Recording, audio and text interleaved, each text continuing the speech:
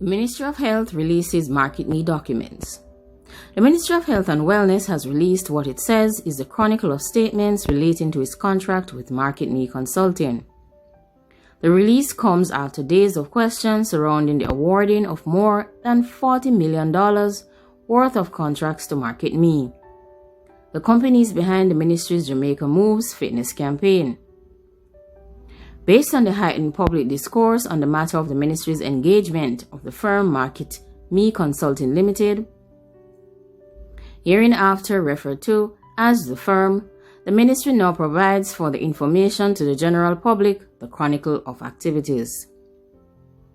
On July 12, 2016, the firm made presentation of a proposal for the implementation of a social marketing campaign to support the Jamaica Moves program as a component of the National Non-Communicable Disease Strategic Action Plan 2013-2018 to the team at the Ministry of Health.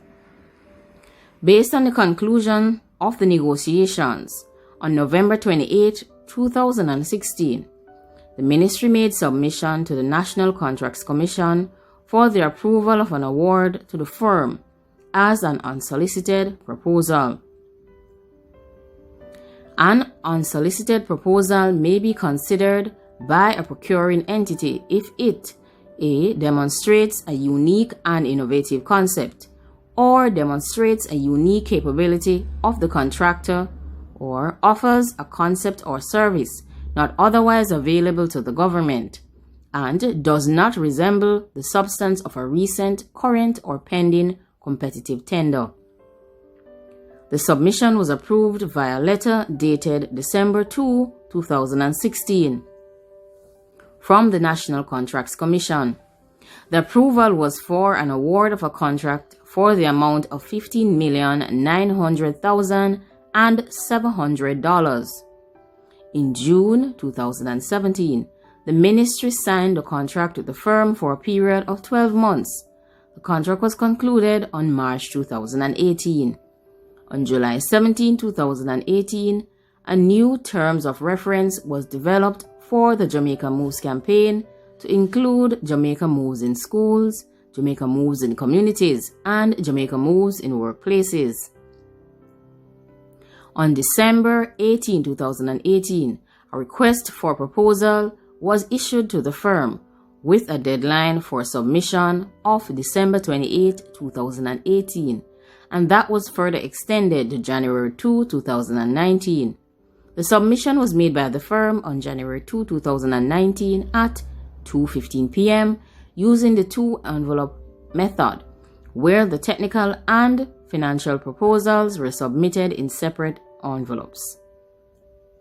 On January 3, 2019, approval was granted by the Permanent Secretary for the utilization of direct contracting under Volume 2, Section 1.14 of the Handbook of Public Sector Procurement Procedures, where follow-on procurement, where a contractor has already provided goods, services, or work, and additional goods, services, or works of a similar nature, are required to complete the procurement requirements.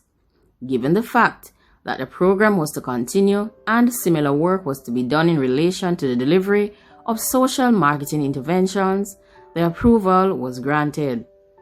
An evaluation committee was convened on January 8th and 18th of 2019 to review the technical proposal.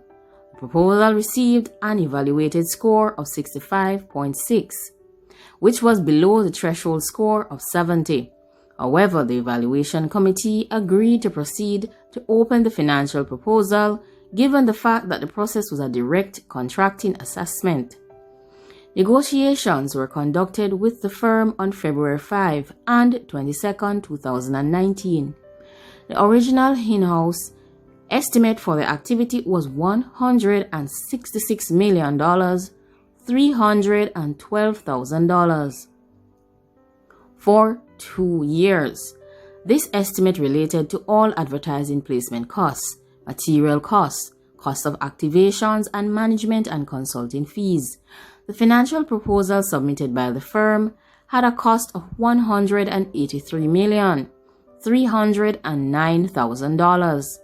After negotiations, it was agreed that the contract would be reduced to a 1-year period, and placements of advertisements and procurement of items for activations will be undertaken by the ministry.